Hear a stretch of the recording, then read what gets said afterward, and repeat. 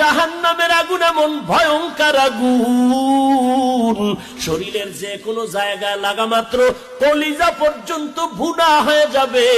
মদিনার নবী বলতেছেন 500 বছর দূর, ওই 500 বছর দূরের থেকে জাহান্নামের আগুনের গরমটা আসিয়া জাহান্নামীর শরীরের মধ্যে যখন লাগবে, জাহান্নামের আগুনের গরমে শরীরের চামড়াগুলো খসে খসে পড়ে যাবে।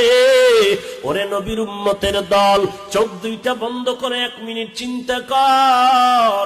একটু ওই কবরের মধ্যে যাওয়ার পর, যেখানে আপন নাই, কেউ বাতি নাই, গুনাহগার হয়ে যদি কবরে যাও, এরে বান্দা ওই মাটির চাপ সহ্য করতে পারবি?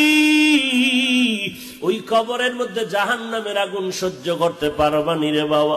আল্লাহর কাছে ক্ষমা চাও, ও আল্লাহ আমার মতো দুর্বল আর কেউ নাই, একটা বেতের বাড়ি সহ্য করতে